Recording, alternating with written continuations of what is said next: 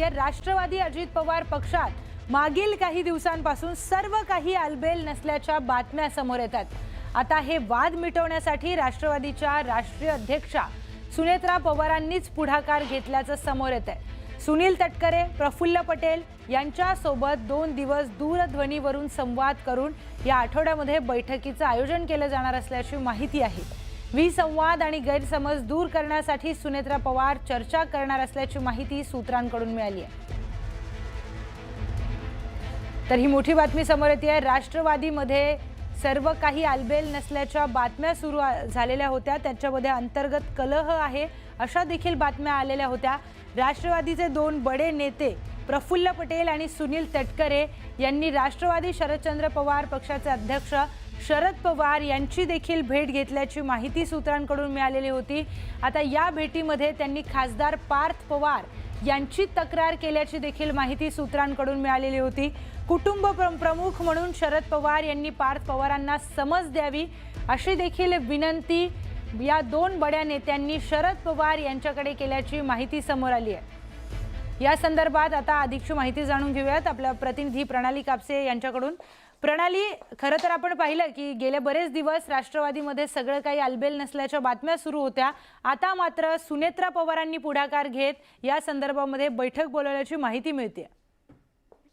आपल्याला माहिती आहे की गेला आठवडा हा राष्ट्रवादीसाठी अत्यंत कठीण असा आठवडा गेला, कारण एक पत्र बाहेर आलं, त्या पत्रावरून पक्षातले बडे नेते नाराज झाले, त्या बड्या नेत्यांच्या नाराजीच्या बातम्या झाल्या आणि एकूणच पक्षातली जी खदखद आहे ती बाहेर आली। आणि विशेषतः या बातम्यांनंतर पक्षाच्या अंतर्गत ज्यांच्यापर्यंत झळ पोहोचत नव्हती त्यांच्यामध्ये सुद्धा अस्वस्थता निर्माण झालेली होती। या सगळ्या पार्श्वभूमीवर आता सुनेत्रा पवार यांनी मध्यस्थी करत किंवा सामंजस्य दाखवत या संपूर्ण प्रकरणावर आता तोडगा काढण्याचं ठरवलेलं आहे। त्या दृष्टीनं गेले 2 दिवस फोनाफोनी सुद्धा झालेली आहे। वरिष्ठ नेत्यांशी संपर्क साधून या संपूर्ण प्रकरणामध्ये आता तोडगा काढला जाईल असं दिसून येत आहे। सुनेत्रा पवार या राष्ट्रीय अध्यक्ष आहेत, त्यामुळे वडीलधारी भूमिका ही त्यांनाच घ्यावी लागणार आहे।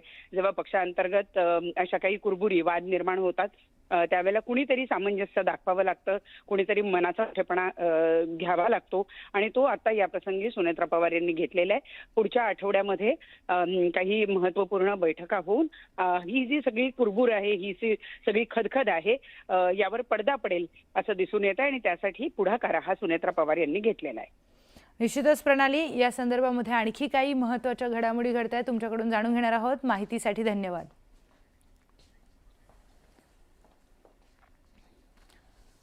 तर यानंतर एक मोठी ब्रेकिंग न्यूज समोर येते। ही मोठी बातमी आपल्या समोर येते। 20 मेला देशभरातील 12 लाखांपेक्षा अधिक मेडिकल दुकानं ही बंद असणार आहेत। तर ही मोठी बातमी आपण बघतोय। ऑनलाईन औषध विक्री, नियमबाह्य डिस्काउंट आणि GSR अधिसूचना रद्द करण्याच्या मागणीसाठी केमिस्ट संघटनांकडून देशव्यापी बंदची घोषणा करण्यात आली आहे। All India chemist and druggist असोसिएशनने हा 1 दिवसीय देशव्यापी बंद पुकारलाय।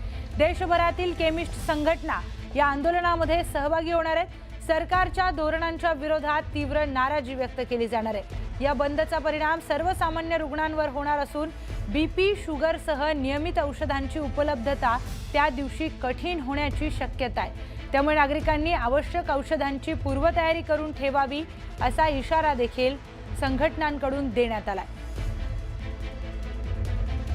थेट बोलूयात आपले प्रतिनिधी अजित मांडे यांच्याशी। अजित, ही मोठी बातमी समोर येते, काय अधिकचा तपशील?